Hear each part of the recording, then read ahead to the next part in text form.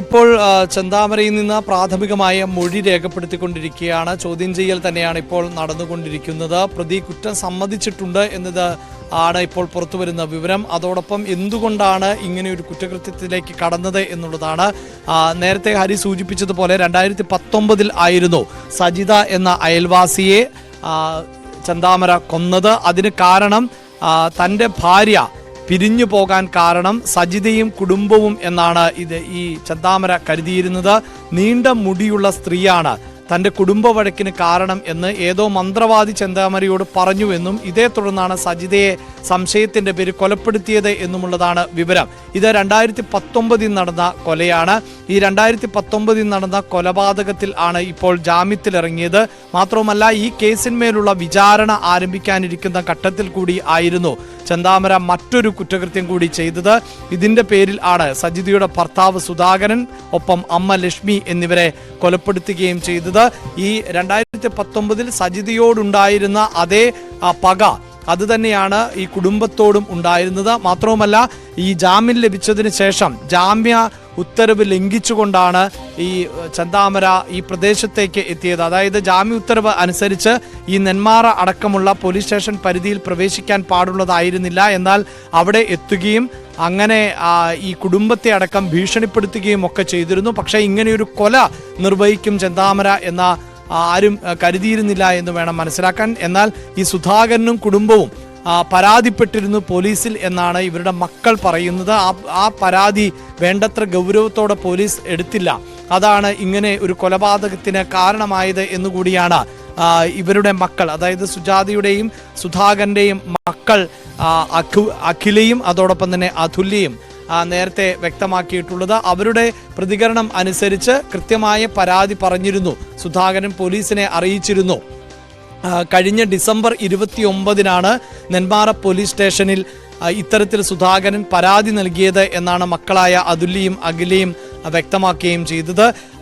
അതിനുശേഷവും ഏതെങ്കിലും തരത്തിലുള്ള ഭീഷണികൾ അടക്കം നേരിട്ടിരുന്നു എന്നതിലൊക്കെ വ്യക്തത കൈവരേണ്ടതുണ്ട്. ഇപ്പോൾ പ്രതിയിൽ നിന്ന് വിവരങ്ങൾ ആരായുകയാണ്. പ്രതിയുടെ ശരീരഭാഷയിൽ നിന്ന് മനസ്സിലാക്കുന്നത് ഒരു തരത്തിലുമുള്ള കുറ്റബോധം ഇപ്പോഴും പ്രതിക്കില്ല എന്ന് തന്നെയാണ്.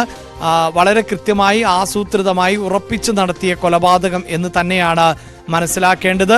ഇപ്പോൾ ഒരു കൂസലും ഇല്ലാതെ തന്നെയാണ് പോലീസിനോട് പ്രതി സംസാരിച്ചു കൊണ്ടിരിക്കുന്നത്. അതായത് ലോക്കപ്പിനകത്ത് പ്രതിയുടെ ശരീരഭാഷയിൽ ഒരു മാറ്റവും ഇല്ല.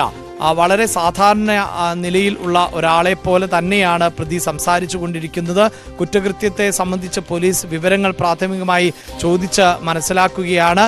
അതിന് മറുപടി കൃത്യമായി നൽകിക്കൊണ്ട് ഇരിക്കുന്നു പോലീസ് എന്നതാണ് പോലീസിന് നൽകിക്കൊണ്ടിരിക്കുന്നത്. ഭാര്യ, ഭർത്താവ്, ഭർത്തൃമാതാവ് അങ്ങനെ 3 കൊലപാതകങ്ങൾ നടത്തിയ ചെന്താമര ഒരു കൂസലുമില്ലാതെ പോലീസിന് മുന്നിൽ മൊഴി കൊടുത്തുകൊണ്ടിരിക്കുകയാണ്. 2019 സജിതയെ കൊലപ്പെടുത്തുമ്പോഴും 35 മണിക്കൂറുകൾക്ക് മുമ്പിൽ സജിതയുടെ ഭർത്താവിനെയും ഭർത്തൃമാതാവിനെയും കൊലപ്പെടുത്തിയ ആ കൈകൾ കൊണ്ട് തന്നെ ഇപ്പോൾ ലോക്കപ്പിൻ്റെ കമ്പി വേലികൾ പിടിച്ചുകൊണ്ടിരിക്കുകയാണ്. പോലീസിന് മുന്നിൽ യാതൊരുവിധ കൂസലുമില്ലാതെ ചെന്താമര മൊഴി കൊടുക്കുകയാണ്. യാതൊരുവിധ കുറ്റബോധവും ഇല്ലാതെ തന്നെ പോലീസിന്റെ ചോദ്യങ്ങൾക്ക് ചെന്താമര മറുപടി പറയുകയാണ്. 35 മണിക്കൂറുകൾക്ക് മുമ്പ് നടത്തിയ ആ ഒരു ഇരട്ട കൊലപാതകത്തിൽ പോലും യാതൊരു തരത്തിലുമുള്ള കൂസലോ യാതൊരു തരത്തിലുമുള്ള ഒരു തരത്തിലും കുറ്റബോധമില്ലാതെ ചെന്താമര പോലീസിന് മുന്നിൽ മൊഴി കൊടുക്കുകയാണ് നിലവിലത്തെ സാഹചര്യത്തിൽ. അതേസമയം ജനരോഷം ഇരമ്പുകയാണ് മറുവശത്ത്.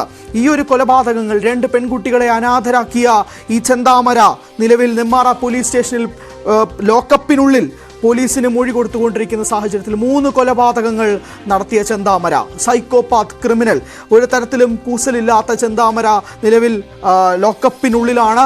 തുടർന്ന് പോലീസ് മാധ്യമങ്ങൾക്ക് നൽകുന്ന വിവരങ്ങൾ അനുസരിച്ചാണ് പറയുന്നത്. അത് കൃത്യമായി ഇത് തന്നെയാണോ നടക്കുന്നത് എന്നത് സംബന്ധിച്ച് വ്യക്തതയില്ല.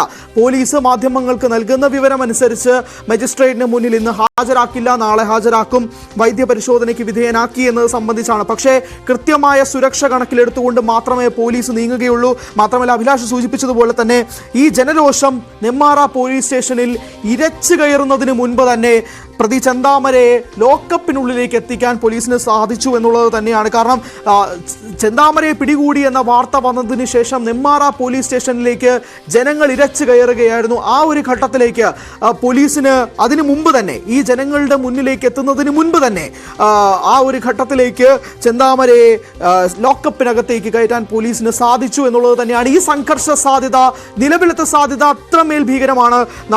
ചുറ്റും കൂടുന്ന നാട്ടുകാരൊന്നും തിരിച്ചു പോകുന്നില്ല. അവരെല്ലാവരും ചെന്താമരയെ കണ്ടിട്ടേ പോകൂ എന്നുള്ള വാശിയിലും അത്രമേൽ ആത്മരോഷത്തിലും ഗേറ്റിന് പുറത്ത് നിൽക്കുകയാണ്. എന്നാൽ പോലും ചെന്താമരയെ സ്റ്റേഷനിലേക്ക് അകത്തോട്ട് കൊണ്ടുവരുന്ന സമയത്ത് പോലും ചുറ്റും കൂടിയിരുന്ന ചില നാട്ടുകാരെ ലാത്തി വീശിക്കൊണ്ടും ബലം പ്രയോഗിച്ചും പോലീസ് ഗേറ്റിന് പുറത്തേക്കാക്കുന്നു. നാടകീയമായ രംഗങ്ങൾ കൃത്യമായി പറയുകയാണെങ്കിൽ ഏകദേശം രാത്രി 10:45 ചെന്താമര പിടിയിലാകുന്നു എന്ന വാർത്ത, എന്ന റിപ്പോർട്ടുകൾ വന്നതിന് പിന്നാലെ നാടകീയമായ സംഭവ വികാസങ്ങൾ നെന്മാറ പോലീസ് സ്റ്റേഷന് മുന്നിൽ നടന്നു.